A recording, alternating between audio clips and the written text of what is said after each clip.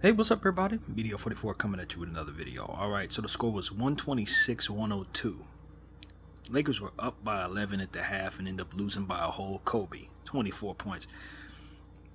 Tale of two halves, man. That's what I said in my halftime video. I was concerned that it may be a tale of two halves. I was hoping it wouldn't be, but it was. It was. The Lakers scored all of 13 points in the fourth quarter and gave up 37 points. That second half was hard to watch, and what we saw, in my humble opinion, was just more of the same problem that I've been discussing since we traded D'Angelo Russell. You don't have an adequate ball handler slash facilitator down there. And you're asking LeBron James to do it. He had 7 turnovers. He didn't get it done. You asked Austin Reeves to do it. Instead, he's out there jacking up shots, turning the ball over himself. He was awful in the second half, shooting the ball. It's trash. 4 of 14 from the field for him. It was just not fun to watch, man. And I tell you guys, man, it's an underrated thing when it comes to passing in this league and how important it is to have people that actually get the ball to other people, man. He had 8 assists from Bron, 8 assists from Austin. Everybody else had under 2. 2 for AD. Everybody else had 1 or nothing. You're not going to win basketball games that way. I cannot stress this enough. For all of the things that D'Lo did that we didn't like, one thing you can count on him for was 6 or 7 extra assists or more. You know, and somebody who's going to carefully handle the basketball and make sure it gets to where it needs to go. You don't have that anymore.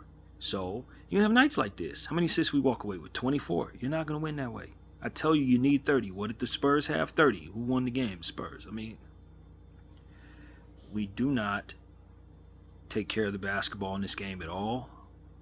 18 turnovers, 25 points conceded off of those turnovers. There you go. There you go. I told y'all this team wasn't going to be no fun to watch until they figure out that they can use another facilitator and get that person on the team. Until they understand this problem, we're going to keep having these offensive bad games, man. It just is what it is. There's been some bad offensive games. We scored 97 points against the Dallas Mavericks, 102 points against the Hawks, 106 points. No, sorry, that was 109. Never mind. That's not a good example. But like we are not scoring the ball very well lately. That's really what it comes down to. In the last couple of games, 102 here, 97 there. We're not scoring enough, man.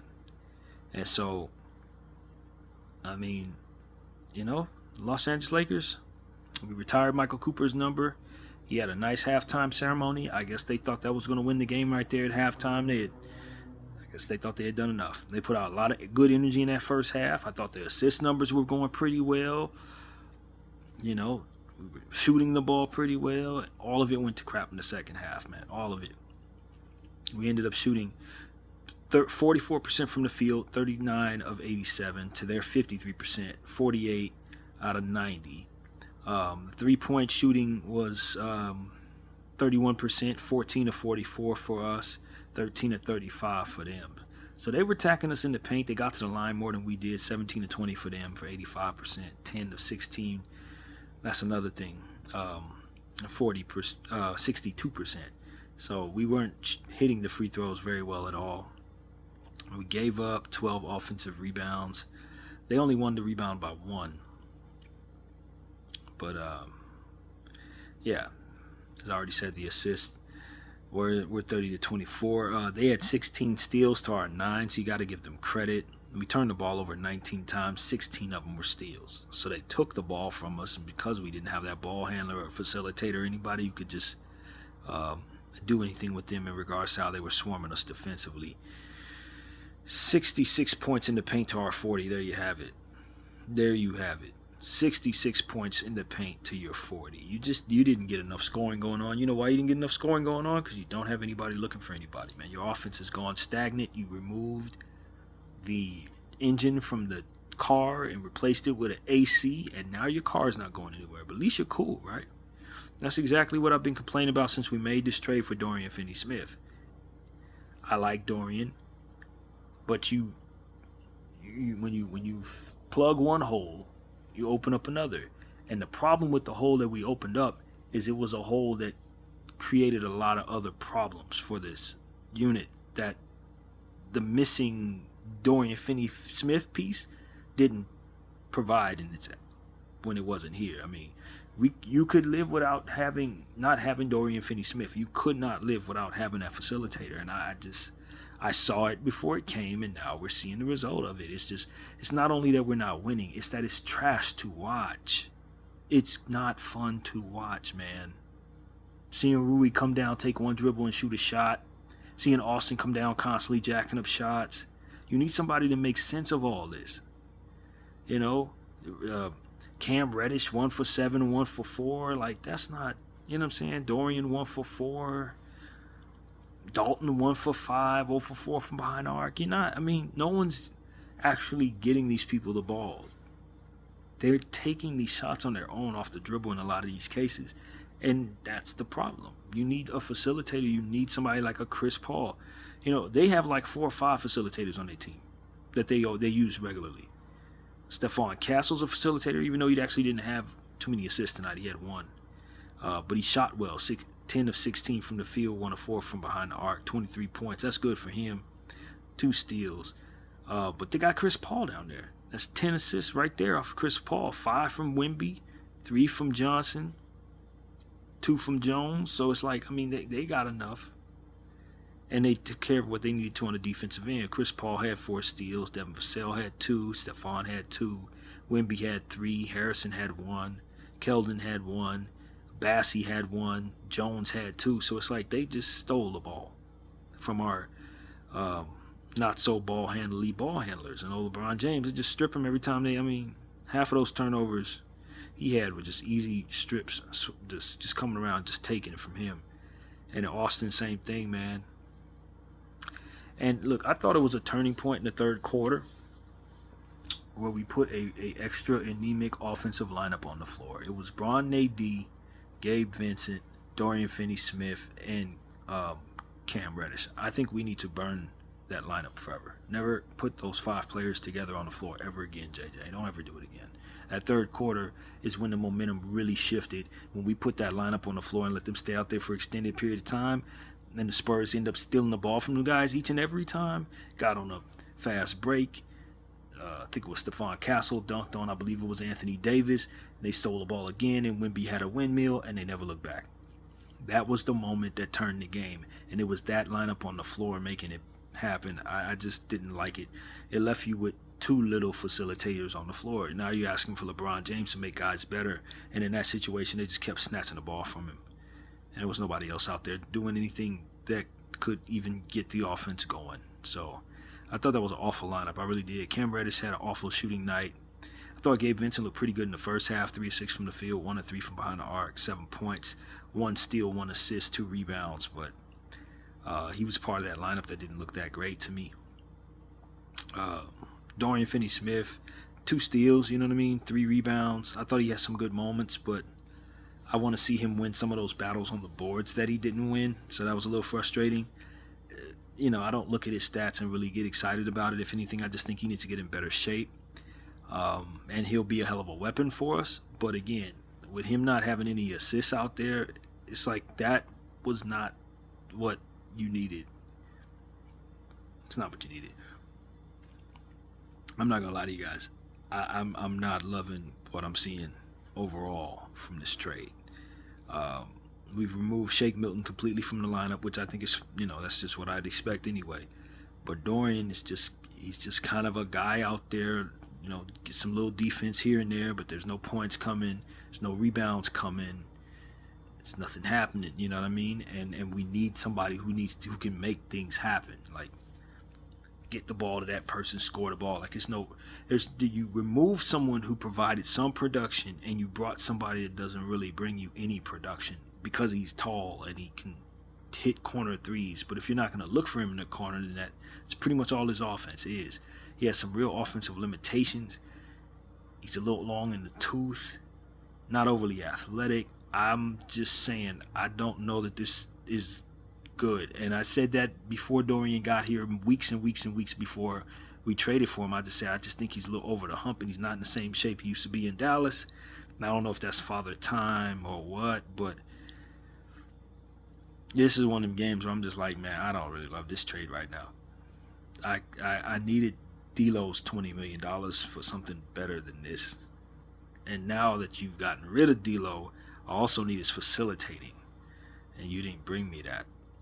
So when you talk about player assessment and how important it is to bring in guys that are playing well and are trending upward and have upside, I like the idea of Dorian Finney-Smith, but the reality of Dorian Finney-Smith ain't really manifesting for me, and I'm a little concerned that it's going to stay this way, especially with us being so stagnant offensively since he's arrived. It's not his fault we don't have another facilitator out there. It's Rob's. You have got to get us a Markelle Fultz, Lonzo Ball, Josh Giddey, uh, Jones from the Suns. You got to get us a facilitator, somebody who knows how to pass the rock, who can control the basketball. If you don't get that, you're going to have a lot of nights where you're stagnant like this, and you're not going to get very far in the playoffs, man. I'm telling you, you cannot play basketball this way. You cannot. I don't give a damn how many people scream from the mountaintop that we need a center. Not nearly as bad as you need somebody who knows how to move the ball around, man. You need that more than you need anything else, because right now you're not able to score enough to win this league. If you're going to have these type of nights, you're not going to get far. And you have a good first half where you have team basketball, but then people go right back to their tendencies to not looking for anybody but their own shot. You got too much Rui Hachimura, Dalton Connect crap going on down there. Guys looking for themselves. It's a negative in the continuity department, and that makes it so that you need a facilitator even more. And that's basically what I'm saying. If those guys had more intentions on passing the rock around, if Rui had any floor general trait in him, it would help. If Max Christie could pass even reasonably, it would help. You know what I mean? If these guys, if Gabe Vincent thought like a point guard, it would help. But none of these dudes do that. Connect doesn't. They're negatives in that area, and so you need that facilitator more than the average team does, because most teams have guys that are at least not negative in the passing department. So yeah, I told y'all this team is gonna be hard to watch for me if they don't get that facilitator, and now I'm seeing it. I'm starting to see more than enough games at this point to where the offense is just stagnant for points at a time. We're trying defensive lineups that can't defend, and I'm having a hard time enjoying this basketball team right now. I'm having a hard time enjoying it, and I just don't think people get it. I just don't think people get it, man. I do not think they get it. They want to bring in all types of defensive pieces, tall guys. I love that. Length is great, man. But like I said, if you don't have the ball popping in a rhythmic way all over the floor in all different types of directions, your offense is not going to be good enough to play at this level, man. You're just not going to win. You're not going to score enough points to win. And these defensive lineups that you're bringing in, they're not good enough defensively to stop teams that are doing that. That's what it really comes down to. They're not good enough. And so, I liked our first half. I thought the energy was good. They came out inspired. But the second half, they just fell into tendencies that come with the players that we have on our roster. I'm going to get mine, and maybe you get yours, and there's no continuity. There's no rhythm to it. It's just come down, jack up a shot, or come down and get it stolen from you. It's just not very good, man. It's not very good. So that's really what it was. Harrison Barnes had 17. Wemby had 23 points, 3 steals, 2 blocks, 8 rebounds on 10 of 17 shooting, 2 of 6 from behind the arc. Chris Paul had 13 and 10, 4 steals. I think that's pretty strong. Devin Vassell had a good game, as I figured he would. 23 points, 2 steals, 4 assists, 6 boards. Stephon Castle, 23 points, 2 steals, 1 assist, 4 boards. So they just had guys doing multiple things out there for their team. And we couldn't match it, man. Keldon Johnson ended up with 10 points, 2 blocks, 1 steal, 3 assists, 2 rebounds. You see what I'm saying? Like, they had a bunch of dudes contributing a bunch of ways. Bassey walked away with 4 points, 1 block, 1 steal, 1 assist, 9 rebounds. Trey Jones, 4 points, 2 steals, 2 assists, 2 rebounds. Like, everybody on their team contributed in every category. That's what I see. There's a bunch of dudes who contributed everywhere. And for your Lakers, it just wasn't like that, man. It just wasn't like that. Max Christie, 4 of 11, 2 of 8 from behind the arc, 10 points, 1 assist, no blocks, no steals, 1 rebound. I mean, that's not the production I need from Max Christie, man. I'm sorry, that's not gonna get it done. Cam Reddish shot way too many shots, man. 1 of 7 from the field, 1 of 4 from behind the arc, 3 points, 4 rebounds. Nah, that's not it. Jackson Hayes, 2 of 4 from the field, 4 points, 1 block, 1 assist, 1 rebound. I guess. Like I said, I thought Gabe Vincent played pretty well. 7 points, 1 steal, 1 assist, 2 rebounds. Dalton Connect, 5 points, 1 steal, 1 assist, 3 rebounds. 1 of 5 from the field, 0 of 4 from behind the arc. I don't know who this is. Dalton Connect, the way he's playing, I don't know who this is. This ain't the Dalton I saw in Tennessee. This ain't the Dalton I saw start the season. He hasn't been right since we took him out the starting lineup. We might have crushed his confidence. And I hope he can find it, because if he continues playing like this, it's going to be hard to want to hold on to him. I'm just being honest. He can't keep playing like this. People are going to eventually want to trade him. Anthony Davis, great game. 30 points, 2 blocks, 2 steals, 2 assists, 13 boards. 8 offensive rebounds. 2 of 5 from behind the arc, 13 of 18 from the field. Great game. Missed 3 free throws, though, 2 of 5. 2 of 4, actually, he missed 2. So, anyway. Rui, 3 of 6 from the field, 3 of 4 from behind the arc. 50% from the field, 75% from behind the arc, with only 6 shots attempted. Come on, man. How many times do we have to say this? This is an everyday thing. He shoots at a high percentage on low volume every single game. It's the worst thing. It's the worst thing for a basketball team when you have a guy that shoots well above everybody else's percentages, but you don't prioritize him offensively, shooting the ball. And you got guys like Austin going for 4 of 13. You got Max going 4 of 11. Reddish going 1 of 7.